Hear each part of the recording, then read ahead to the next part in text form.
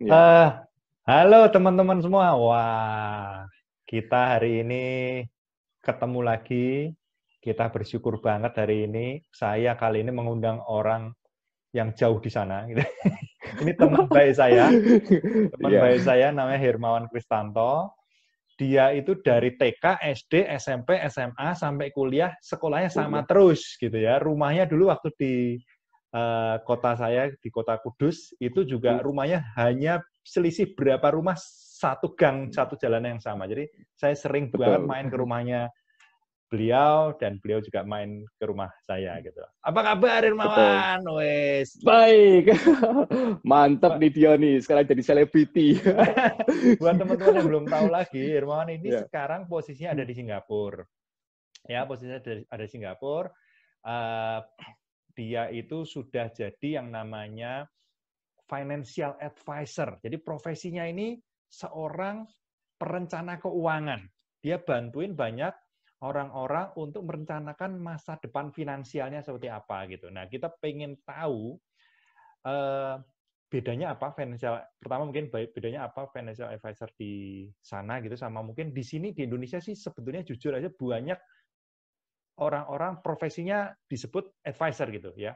Kayak dulu saya kerja di bank juga disebutnya financial advisor juga, padahal enggak sih, saya disuruh jualan produk saya gitu kan. Nah, Iya. kita pengen tahu juga ngobrol-ngobrol soal itu, terus gimana, yang lebih penting lagi ini gimana merencanakan finansial, karena ini kayaknya topiknya akan sangat bermanfaat sekali. Iya. Irman, Sip. Ya, di Singapura kan sekarang udah benar-benar nggak boleh keluar keluar rumah sama sekali ya? boleh keluar rumah. Jadi mereka pakai istilah namanya circuit breaker. Nggak mau pakai istilah lockdown. Oke. Dimulai dari Selasa kemarin. Jadi Selasa Oke. kemarin tuh kantor tutup dengan pengecualian yang esensial, yang penting-penting, hampir sama dengan yang di Indonesia kan. Jadi kayak misalnya bank, rumah sakit, supermarket masih boleh buka. Namun pekerjaan yang tidak esensial diwajibkan tinggal di rumah. Oke, oke, oke. Mulai Rabu kemarin, sekolah semuanya udah pakai virtual learning semua. Ya, kita Hmm. masih boleh keluar rumah, namun diwajibkan pakai masker, terus jaga jarak. Dan yang Hmm. parah kalau di sini itu, karena bagaimana juga masih ada yang ngeyel, ya udah kalau sama government ya kena penalti toh, di fine $300 first Hmm. offender. Oh. Kalau yang kedua, kalau ngelanggar lagi, Ada yang bilang 10.000. Yang memang ketiga masuk penjara. Singapura ini terkenal dengan negara fine city, maksudnya city-city Fine didenda, City. city-city Ya, didenda. betul. Itu Betul. itu Ya nunjukin kita itu nunjukin karakter hmm, Singapura yang ngeyel atau nunjukin ketaatan pemerintah ya? ya Otoriter dari pemerintah ya?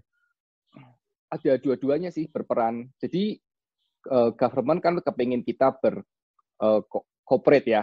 Ya, Tentu saja kan ada segerombolan orang yang ya, ya ya. mau mencoba testing the system. Dan satu lagi begini, kali ini kan Singapore government sudah ngambil reserve-nya mereka. Hmm. Reserve-nya itu hanya diambil pada saat krisis dengan persetujuan dari presiden dan timnya mereka. Itu Hmm. quite a lot. Jadi sayang sekali kan kalau sudah diambil reserve-nya tapi tidak ada effectiveness-nya, jadi gimana? Jadi mereka akan Hmm. sangat-sangat firm dan stern kan. Ini sudah dikeluarin reserve loh. Generasi ke depan akan ada impact-nya. Mereka harus bekerja lebih keras untuk balikin tabungannya gitu. Jadi Ya ini mau nggak mau mereka harus firm. sebetulnya kayak kondisi di Indonesia juga teman-teman yang pengusaha itu kan banyak yang mengeluh omsetnya turun dan lain-lain, terjun bebas dan lain-lain. Sebetulnya Betul. tuh yang mereka juga semuanya ini kan istilahnya ngerogoh kocek semua kan. Harus Betul, betul. tabungannya yang sudah dikumpulin bertahun-tahun harus benar-benar digunakan. Ini termasuk pemerintah Singapura juga melakukan hal itu ya. Semua pun Iya, betul. ngambil Iya, tabungan harus iya, untuk mengatasi masalah ini ya. iya. Kemarin terima duit loh, Yon. Hah. Ada di bank accountku sudah terima duit $600. Hah? Keren. Oh. Singaporean sama PR, Hah? PR kalau nggak salah dikasih 300. Hah. Ya, Singapura dikasih $600. No Oh, question asked. Ya, pokoknya, umur 21 tahun ke atas dikasih duit. oh benar-benar ditransferin duit ya? Transfer, masuk ke bank account kemarin aku lihat $600 masuk. Gile, gile, gile, gile, gile. Oke, oke, oke, Ya, oke. Nah, ini mungkin kaitannya ini juga penting banget ya. Negara bisa melakukan seperti itu tuh kan berarti benar-benar dia punya perencanaan keuangan yang sangat matang. Kalau sampai terjadi krisis, Betul. dia masih Ya. punya cadangan. Banyak orang nih, terus terang, kita nggak ngomong cuma di Indonesia ya, banyak orang yang dalam hidupnya ini pada saat kondisi krisis seperti ini kan kaget kan. Waduh, gimana nih penghasilan? Tahu-tahu mandek, terus hidupnya harus gimana gitu kan. Nah, kalau mereka nggak pernah merencanakan keuangan, mungkin akan jadi kerasa banget ya. Nah, ini mungkin topik ini benar-benar masuk nih, maksudnya sama ekspertisnya Hermawan nih, sama Hermawan nih, gimana sih kalau misalnya menurut pandangan seorang financial advisor, sebetulnya kita ngomongin dulu dah gambaran singkat mengenai dampak apa sih secara perekonomian gitu. Oke, boleh. Mungkin Dion, makasih buat kesempatannya. Ya, sudah kenal Dion sejak lama. Kalau ngomong sedikit soal kamu ya, Dion itu seseorang yang teman yang sangat loyal, selalu kepingin orang-orang di sekitarnya happy. Dulu kalau main ke tempatnya Dion selalu seneng banget sama teman-teman main beli-belian di rumahmu. Soalnya rumahnya besar. Rumahnya besar. Dan kali ini bersyukur banget sebagai alumni Loyola, Dion mau berkontribusi sebagai ketua KKL. Acara seperti ini saya appreciate banget, belajar banget dari teman-teman kemarin, dari Pendeta WP, dari teman Ganda, dari Tony, dan lain sebagainya. Semoga saya juga bisa memberikan kontribusi sedikit berdasarkan pengalaman. Tadi pertanyaan Dion soal dampak ekonomi ya. Mungkin saya pakai contoh yang gampang aja. Iya, nanti saya jangan yang hubungkan susah-susah. ke profesi, saya gampang ya. Nanti saya hubungkan ke profesi saya sebagai financial advisor atau financial consultant, bagaimana bisa value add ke teman-teman. Misal hari ini saya pengusaha hotel, jadi saya running hotel business. Tentu saja akan kena impact-nya kan, pengunjung hotelnya berkurang drastis. Betul. Contohnya kalau di Singapura, itu tidak boleh terima tamu yang baru dengan pengecualian yang kena stay home notice. Ada beberapa hotel yang di-assign. Jadi sama pemerintah, yang kena ya kayak semacam karantina ya, walaupun karantina itu lebih fierce, ini kan stay home notice ditempatkan di hotel. Jadi kalau saya running hotel, bisnisnya affected. Biasanya saya pesen disposable toothbrush, itu sikat gigi yang sekali buang. Kan harus laporan ke penjual saya kan, aduh sorry ya, kali ini saya nggak bisa order lagi sikat giginya karena demand saya berkurang drastis. Iya, betul. Ya kebetulan penjual saya juga businessman, banyak idenya, dia bilang, nggak masalah, saya akan jual sikat giginya ke convenience store kayak 7-Eleven. Masih ada yang beli. Namun pada saat dia menghubungi supplier yang kebetulan ada di China, suppliernya bilang, sorry, aku nggak bisa memenuhi demand kamu, aku cuma bisa ekspor 10%. Karena produksinya turun drastis, pekerja-pekerjanya nggak bisa bekerja, jadi saya cuma bisa kirim 10%. Dari contoh yang simpel ini, kita melihat dua faktor kan. Satu, tamu-tamu hotel itu demand-nya udah depreciating, sudah kelihatan. Faktor kedua yang dari supplier China namanya supply chain disruption. Supply chain-nya terputus. China sebagai negara yang pengekspor, mereka perlu 30 hari sampai 40 hari untuk mencapai negara tujuan. Sementara waktu, ya negara penerimanya harus memakai stockpile mereka. Stok yang udah ada. Stok yang harus dipakai kan? Kita rasa mungkin akhir bulan April, bisa jadi stockpile-nya habis. Dan impact ke ekonominya akan lebih kerasa lagi, lebih namanya full blown. Ini bukan menakut-nakutin ya, ini kita persiapan. Jadi kita manage your expectation, bukan untuk menakut-nakutin. Itu baru dua faktor ya. Faktor yang satu demand. Ada contoh lain Dion yang sangat-sangat kelihatan sekali. Boeing sebagai perusahaan yang membuat pesawat terbang itu sudah hampir file bankruptcy. Diselamatkan oleh Federal di bailout, kalau nggak salah value-nya 60 billion. 60 itu udah menunjukkan miliar dolar. 60 miliar dolar. Billion, ya 60 miliar dolar US. A lot. Sudah di bailout. Demand-nya udah diminishing. Karena kan pesawat tidak terbang, ya mereka sebagai produksi pesawat juga akan kena impact. Yes. Supply chain disruption tadi udah jelas. Ada faktor ketiga. Di US itu bond marketnya bisa crack namanya. Bisa start untuk default. Oil itu kan dijual 31 US dollar per barrel. Ya. Padahal biaya produksinya average ya 55 US dollar. Oh, berarti rugi ya? Sekarang kalau rugi, terutama kalau oil company yang kecil, yang kurang banyak cash-nya, bisa bertahan berapa lama? Jualannya 31 dolar, tapi biaya produksinya 55. Padahal 14% corporate bond market di US itu isinya adalah oil companies. Berarti bisa default kan? Yang namanya bond market kan surat utang. Ya.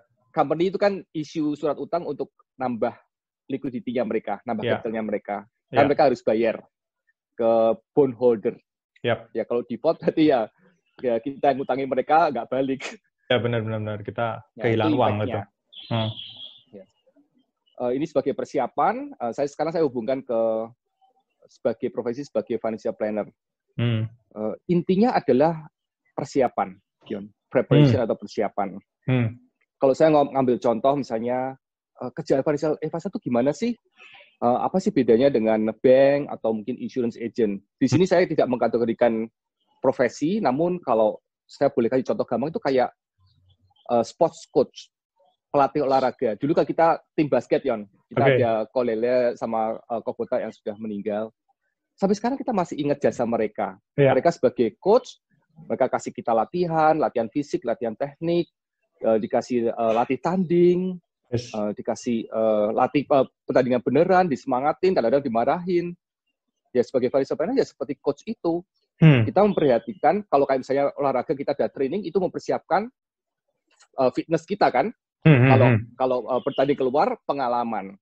Kalau saya hubungkan ke pekerjaan ini mempersiapkan klien dari sisi internal ekonomi jadi habitnya, mindsetnya seperti apa, bisa saving apa enggak, kalau spend seperti apa, itu internal ekonomi dan external ekonomi.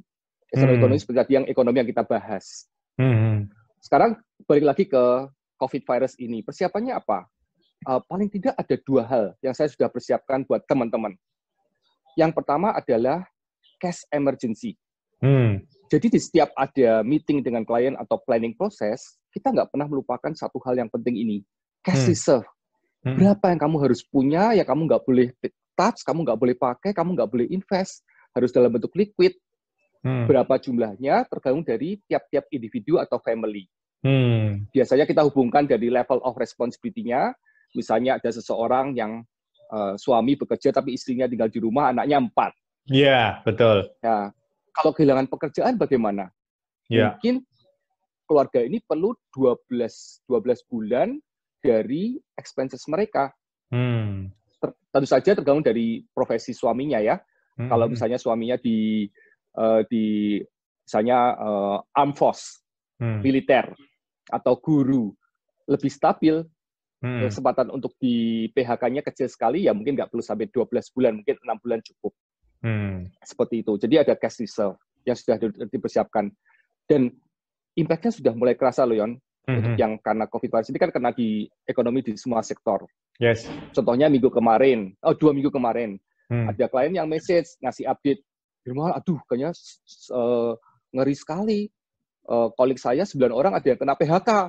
Saya masih selamat. Nah, itu udah contoh kan, kalau misalnya nggak ada persiapan bisa kena PHK. Yes. Kondisi ekonomi seperti ini.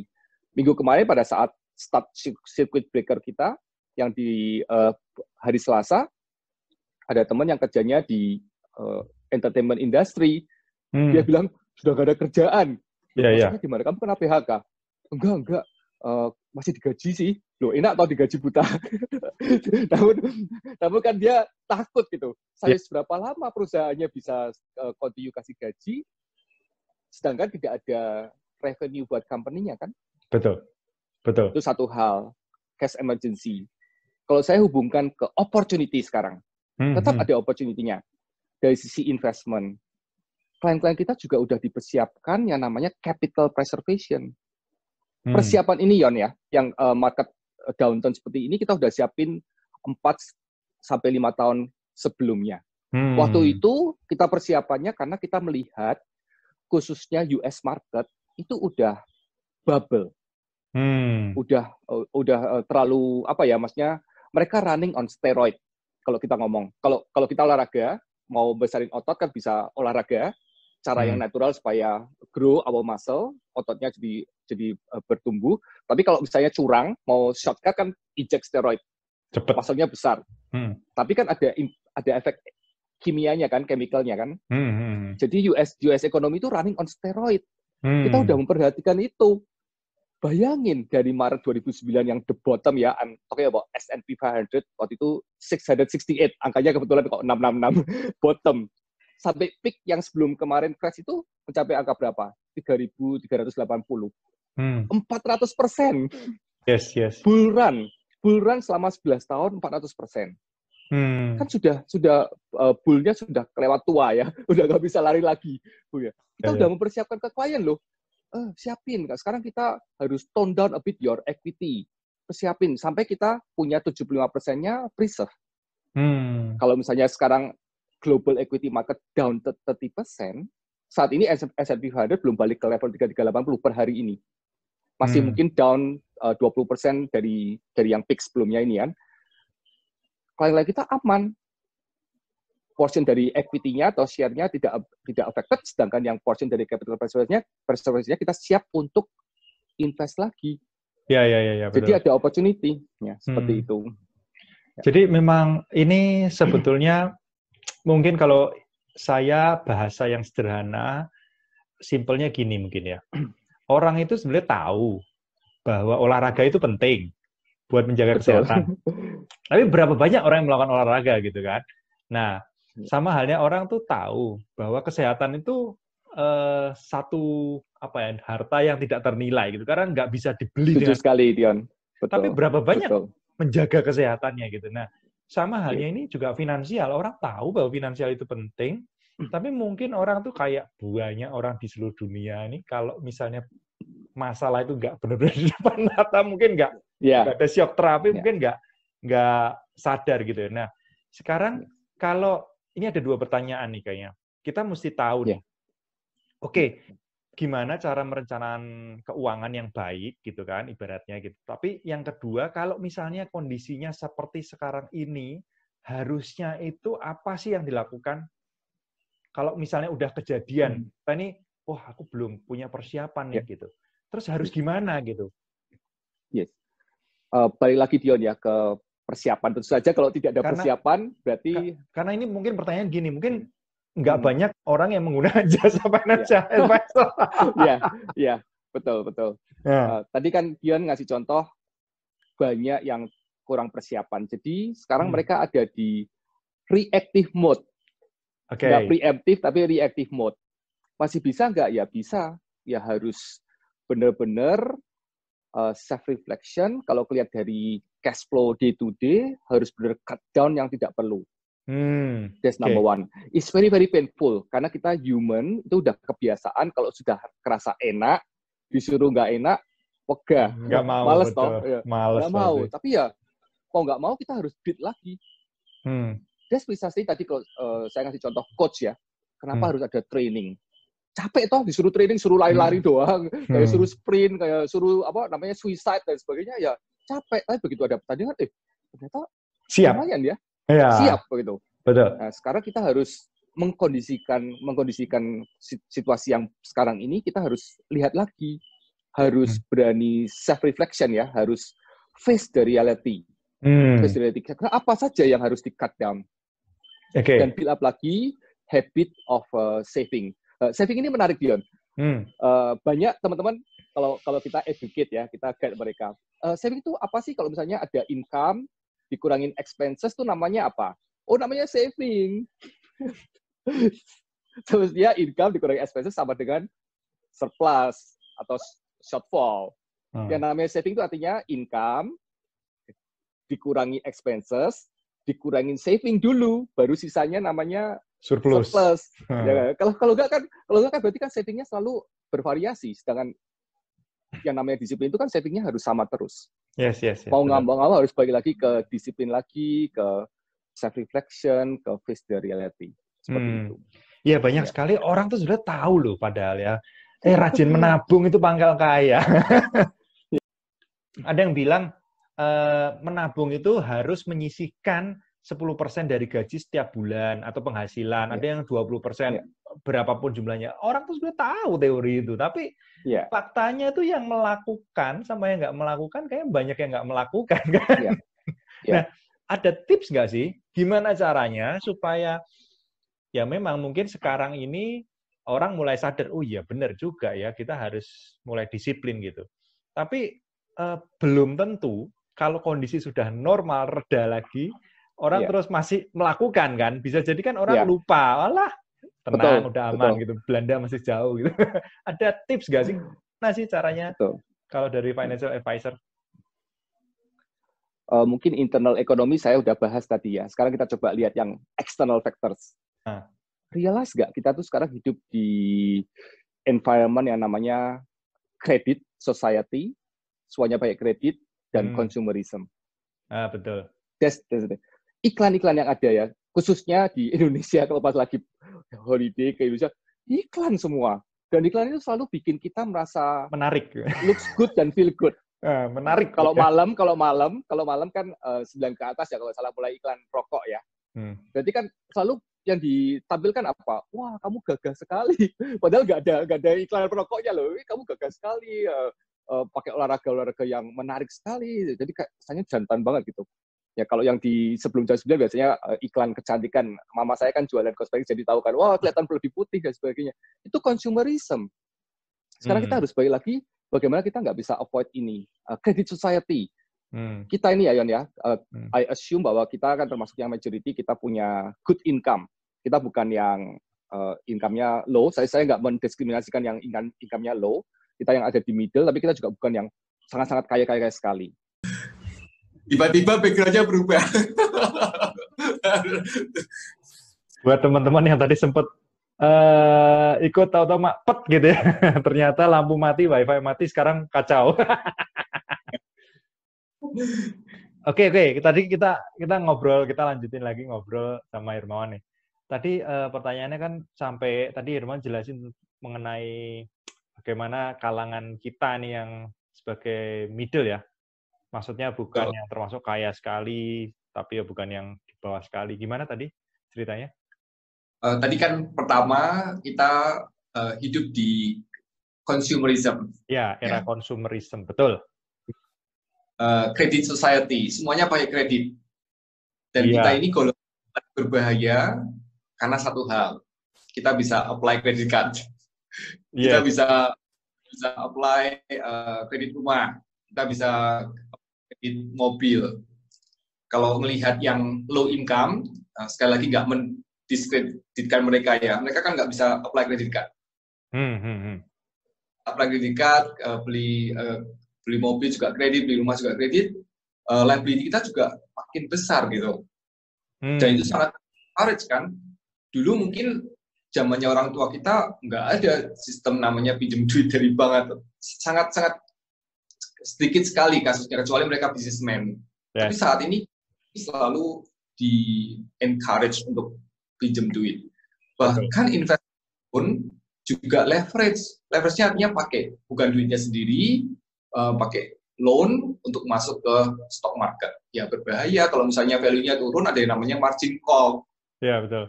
Itu kayak yang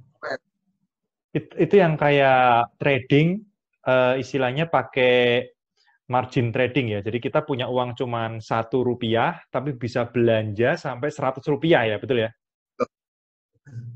Oke. Terus jadi sekarang ini yang kita lihat malah, yang saya perhatiin malah sekarang jangankan kita beli rumah, beli mobil, kita mau traveling aja, kita mau traveling liburan aja, disuruh nyicil bayarnya. Iya. Harus berhati-hati dengan environment-nya kita. Jadi kalau balik ke tugasnya sebagai seorang konsultan, kita harus selalu ngingetin ya, internal ekonomi banget. Sama halnya dengan pakai contoh yang sama ya, coach. Mengapa kok disuruh latihannya giat ya? Kalau misalnya pas ada pertandingan ya nggak ngos-ngosan gitu, nggak riak. siap, mentalitinya udah siap juga seperti itu. Nah, terus jadi kalau itu saran untuk orang-orang yang katakanlah untuk kedepannya harus merubah cara mereka berinvestasi terhadap keuangan mereka ya, finansial mereka ya. Selain itu apalagi nih yang harus dilakukan saat ini? Katakanlah, nah ada juga nih teman-teman yang dengerin mungkin kan yang kebetulan sekarang ini justru punya dana, mungkin mereka udah bisnisnya mungkin oke, mereka bisnisnya oke-oke saja gitu kan. Terus justru melihat posisi saat ini itu posisi krisis, semuanya ini kan banyak iklan nih, rumah jadi murah harganya, saham jadi murah sekali gitu. Nah, ini gimana? Apakah harus wait and see atau saat yang tepat untuk berinvestasi? Gimana menurut Firman? Yes. Boleh berinvestasi, in fact ada opportunity, cuma harus lihat proper asset allocation-nya. Maksudnya asset allocation gimana? Jadi kita nggak semuanya masuk 100% ke equity ya, kalau kita ngomong soal saham. Saat ini kita rekomendasi dari klien, equity-nya hanya 35%. Dibagi ke, kita masih suka China allocations, Chinese equity, ada di Asian Fund, ada di Technology Fund, dan Water Technology ETF. Total 35%. Oh, jadi saham 35%? Saham 35% itu dibagi di tadi ya, teknologi, China, Asia itu tadi ya, betul ya? Itu, karena kan kita punya platform yang berbeda. Ini tadi baru platform yang managed fund, unit Indonesia, reksadana. Reksadana kan pakai fund.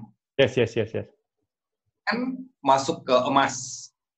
Dan yang 45% itu dalam bentuk cash.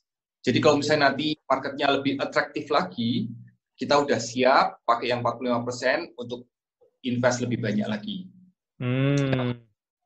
Kritis, karena kita juga bantu klien untuk invest di stock picking. Tentu saja nggak sama, kita nggak dibagi berdasarkan region, tapi bottom up. Jadi kita pilih wonderful company dengan fundamental yang kuat, dengan ada structural growth. Baru kita, dan alokasinya masih sama. 35% masuk ke company, 20% emas, dan sisanya cash.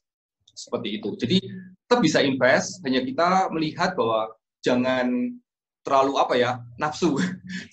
Jadi bukan, kan mungkin dengar, oh stock marketnya murah nih ya.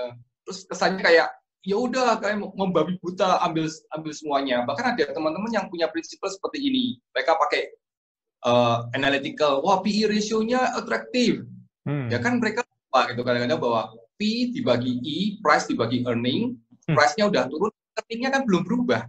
Earning-nya baru di report next quarter. Jadi jangan cuma ambil number-nya terus karena lebih atraktif, dan invest tanpa proper research seperti itu.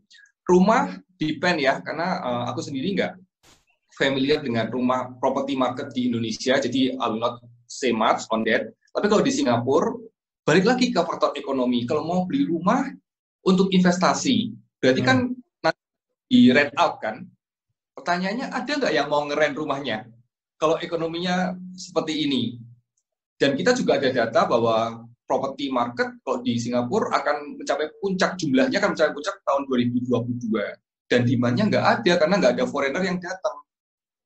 Kalau kita limited capacity, artinya kita harus tergantung sama rental income untuk bayar mortgage repayment, ya berbahaya sekali kan. Nanti jadinya ketat sekali untuk bulan ke bulan. Kalau yang punya lebih banyak, oh saya nggak depend sama rental income, ya oke, nggak ada salahnya gitu. Berarti kan kapasitasnya sudah berlebihan. Seperti itu. Oke, jadi intinya kalau soal finansial itu kita nggak boleh hanya mendengarkan omongan orang tanpa istilahnya, oh ini baju ini bagus, baju ini bagus, baju ini bagus, tanpa kita coba, ternyata kebesaran gitu atau kekecilan gitu ya, kira-kira gitu ya. Setiap orang kan, sekali lagi kapasitasnya berbeda-beda setiap orang. Kalau kita hanya mendengarkan opini kan murah ya Yon ya. Kalau advice opini cuma dengar sana, didengerin tanpa ada proper research ya sangat-sangat berbahaya sekali. Tentu saja kita kadang percaya dengan teman. Jadi ya teman yang bertugas untuk kasih tahu, kamu yakin nggak? Kayak jangan selalu ikut dengan temanku loh, karena kapasitasnya berbeda-beda gitu. Jadi harus mengerti diri sendiri juga. Seperti itu. Oke. Nah, kalau menurut Hermawan nih, ngelihat ke depan gitu ya, belajar dari pengalaman krisis 2008, terus krisis sekarang, terus otomatis ini biasanya kan dunia itu seperti berputar, berulang gitu ya. Nah, buat anak-anak muda, kita bicara untuk anak-anak muda nih, buat anak-anak muda saran terbaik itu gimana untuk mengatur atau merencanakan masa depan finansial mereka? Tentu saja kalau secara finansial kan luas ya, Dion ya. Mungkin kita pakai satu aspek saja, misalnya mereka mau belajar soal investasi. Kan banyak referensi, ya kan? Bisa baca buku, bisa attend course. Yang paling penting itu adalah mindset bahwa kita harus selalu belajar dan evolve. Kalau ngambil istilahnya value investing, who is the father of value investing? Semua orang tahu Benjamin Graham. Kita bisa baca bukunya Intelligent Investor. Itu kita anggap Benjamin Graham itu value investing 1.0 yang pertama kali. Namun pada saat kita melihat Warren Buffett, muridnya Benjamin Graham, dia sendiri nggak adopt 100%. Kita namakan Warren Buffett itu value investing 2.0. Beliau membuat bukunya sendiri bahwa dia itu 85% Benjamin Graham, namun 15% Philip Fisher. Dan dia banyak dipengaruhi oleh partnernya dia namanya Charlie Munger. Jadi Warren Buffett pun juga punya humility. Dia melihat sesuatu itu berubah, dunianya berubah kan jadi evolve. Dan sekarang kita harus adopt a new things. Value investingnya masih sama, namun kita adopt yang namanya value investing 3.0. Kita melihat bahwa Warren Buffett juga miss out. Seperti apa? Technology fund. Dia cuma beli Apple. Dia miss out Amazon, Google, yang ada hubungannya dengan teknologi kan. Sekarang ini kan banyak istilah namanya disruption. Kita Benjamin Graham saja atau Warren Buffett saja. Jadi kita harus evolve. Sekarang kita masih pakai value investing, tapi udah evolve ke 3.0. Seperti yang tadi saya udah mention sedikit, namanya cari wonderful company yang punya very strong structural growth. Jadi sebelum pandemi sekarang mereka udah punya strong fundamental. Kedepannya mereka juga akan lebih bagus lagi. Kalau misalnya boleh mention name ya, healthcare, ada namanya company yang namanya Fisher and Paykel Healthcare, itu company di Australia. Mengapa kita pilih company itu? Karena 86% revenue dari company adalah dari recurrent, dari consumable. Jadi mereka tuh supply equipment ke hospital.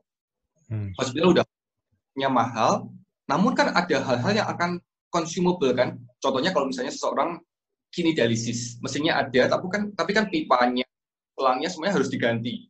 Nggak mungkin dong pakai ke pasien yang berbeda, pasti jijik kan, loh, saya nggak mau pakai selangnya bekas orang lain, jadi kan harus diubah. Itu kan yang namanya consumable. Consumable-nya kan selalu ada terus. Jadi company ini punya strong fundamental growth, karena mereka nggak perlu khawatir cari customer yang baru, karena 86% revenue-nya dari recurrent. Sama dengan pada saat kita pakai inkjet printer, Dion.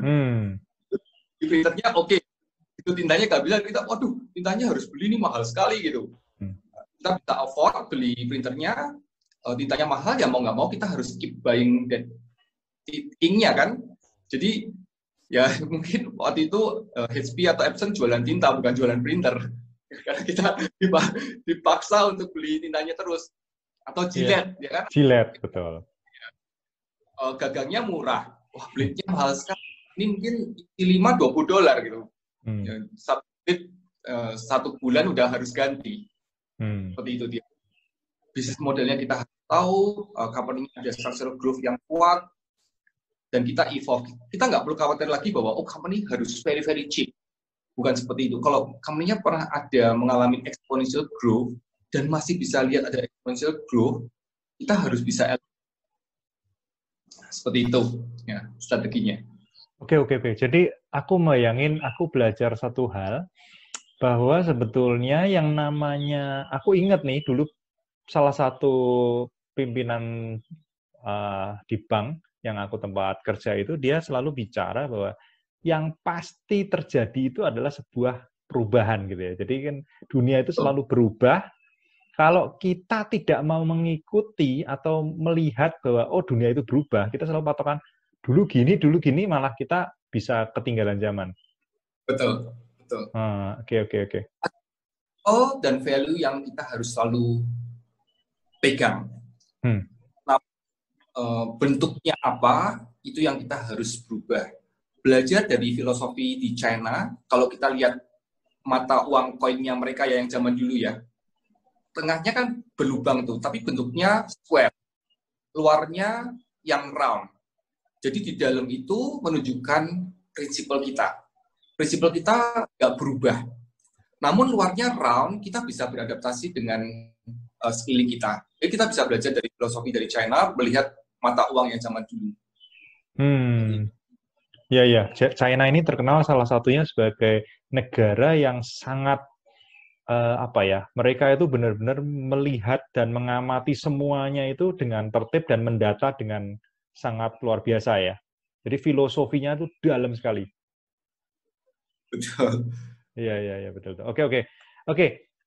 Kira-kira kalau dari Herman sendiri saat ini ada tips nggak sih buat teman-teman milenial saat ini, misalnya mereka itu masih bekerja saat ini. Yeah. Gimana sih mereka bisa merencanakan keuangannya untuk masa depan mereka? Tentunya di Indonesia ini memang sudah mulai ada beberapa profesi yang namanya perencana keuangan gitu, tapi mungkin belum familiar.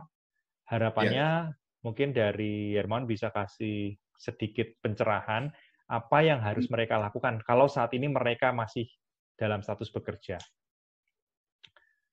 Mungkin bisa start dengan mungkin baca buku.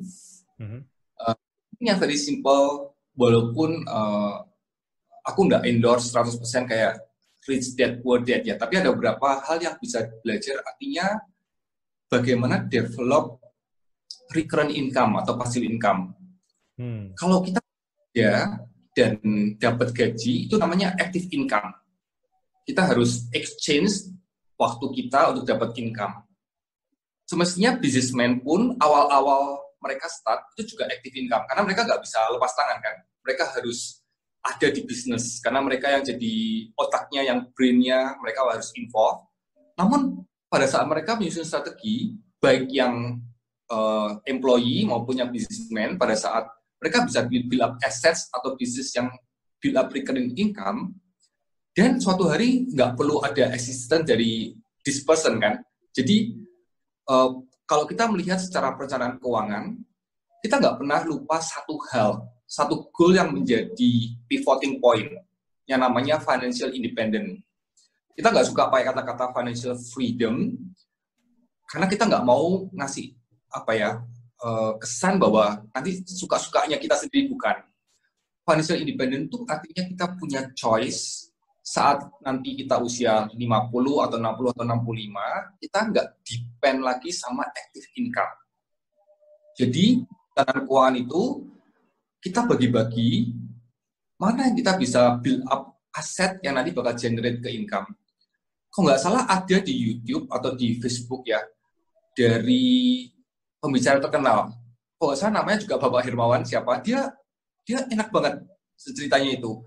Bagaimana membagi antara income yang aktif dan nge-build up income yang pasif.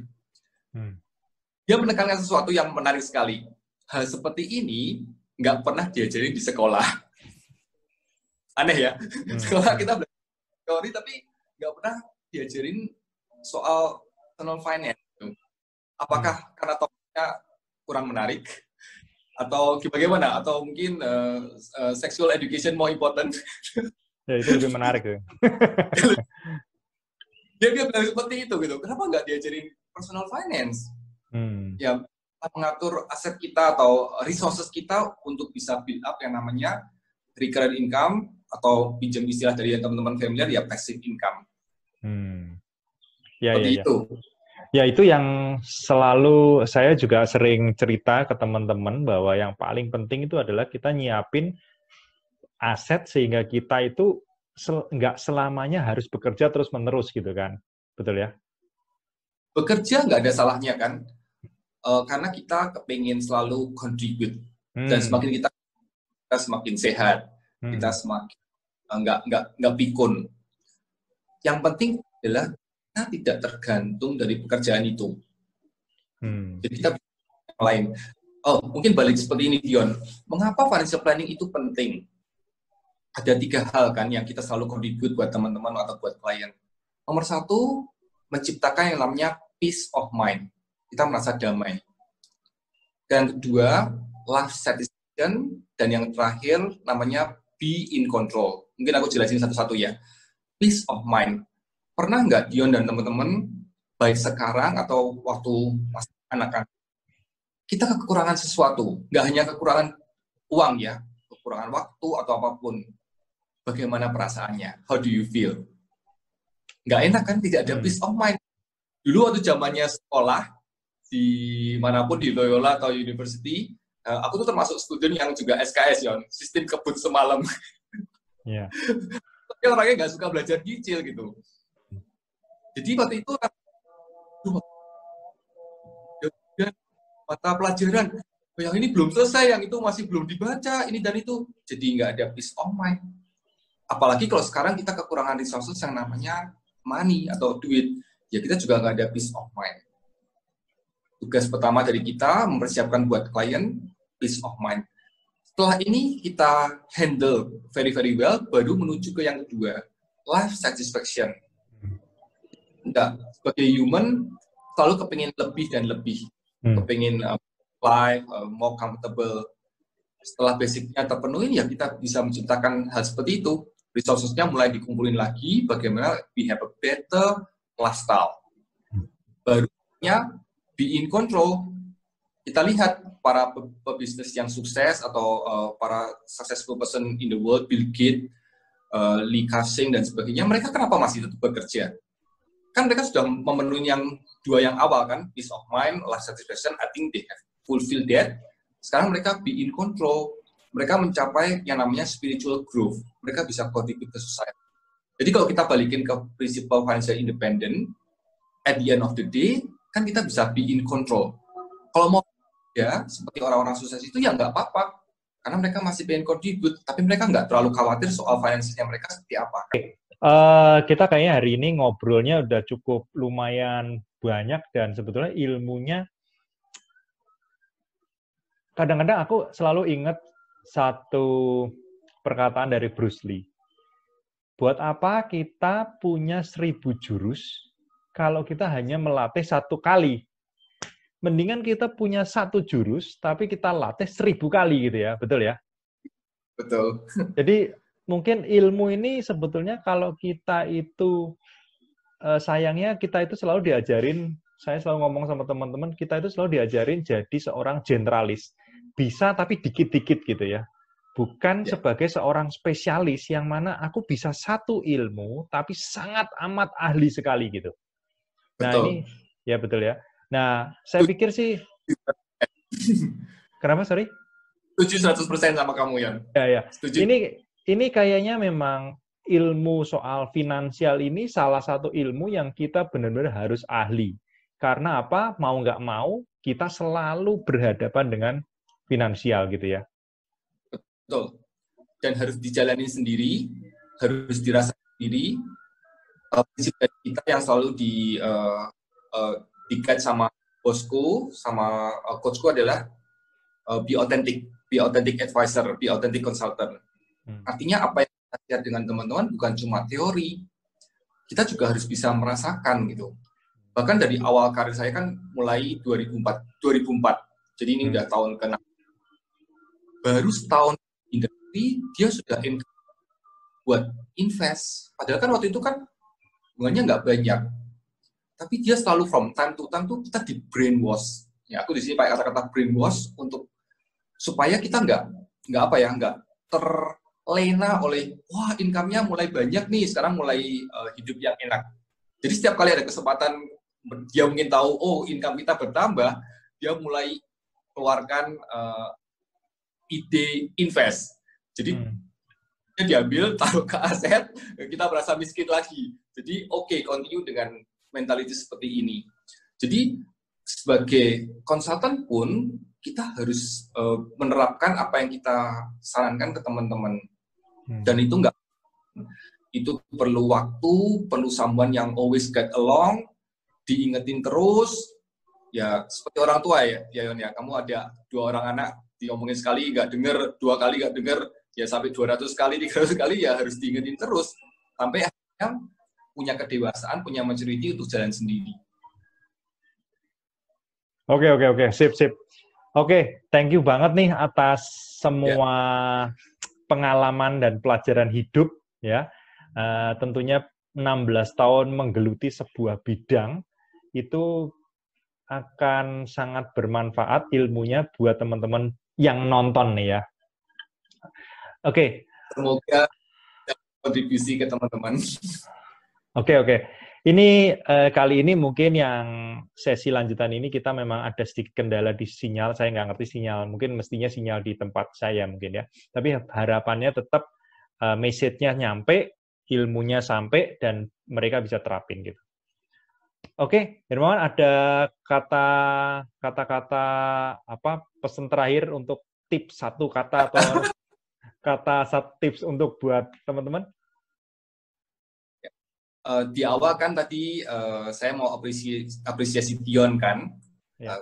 Jadi sebagai alumni Loyola, kita harus continue dengan semangatnya meant for others.